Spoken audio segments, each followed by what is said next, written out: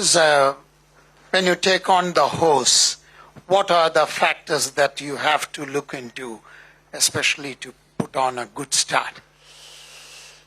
Yeah, I think there's a couple of obvious ones. It's the home crowd's going to be noisy and very one-sided, which is nothing new, and it's great.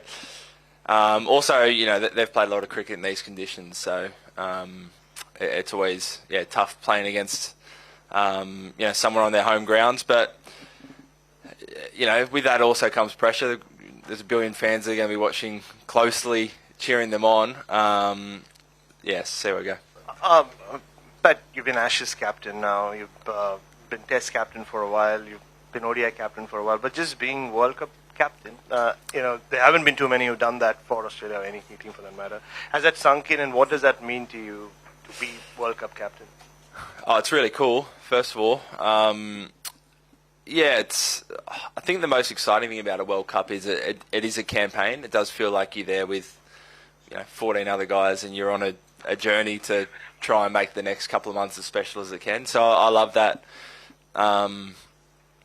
There's no forward planning, and you're trying to manage different formats. No, we're here for a World Cup, and everyone's fully focused on that. So I've really enjoyed that, and the boys have been awesome so far. And this is my third World Cup, and first one as captain. They're all really special. 2011 was just as I kind of started playing for Australia, so I saw a little bit of that. But 2015 I still say is basically my career highlight. And I didn't play in the final. I played a couple of games, but being part of that was just something special. Pat, how is Marcus Stoinis? Is he available for this game? And I suppose as an extension, do you have a team for us yet?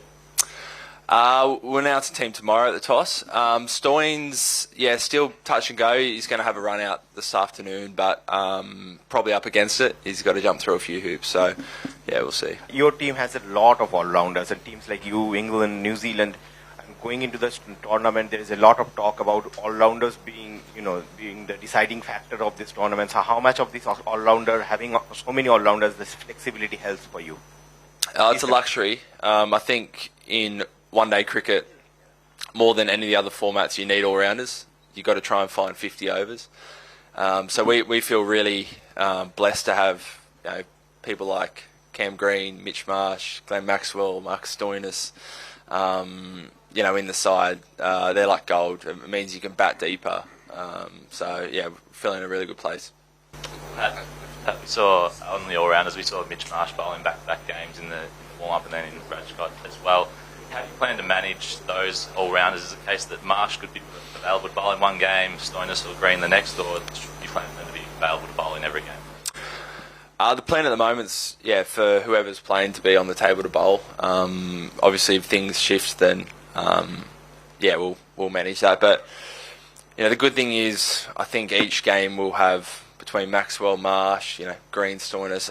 I think we'll have lots of bowling. So there might be some games where one or two of the all-rounders either don't bowl or bowl very little, just the way the overs pan out. But Mitchie's really good. It's all on track, so he's that's kind of been the design to hold back from South Africa and start building up for the World Cup, and it's he's going really well.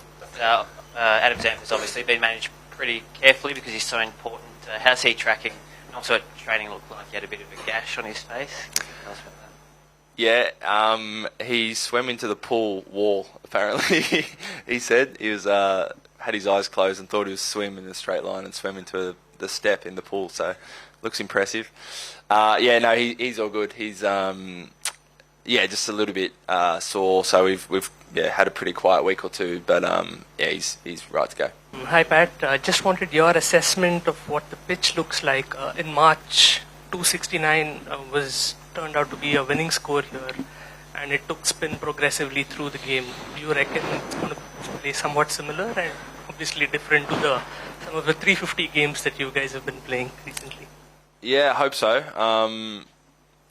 Hard to know really. We'll obviously have a look tomorrow as well. It's still a day out, but it does seem like that's a bit of the trend. Is as the game goes on, it does spin a little bit more. It looks like a good wicket, hard, bit of grass. I'm probably the wrong person to ask because I'm terrible at reading wickets.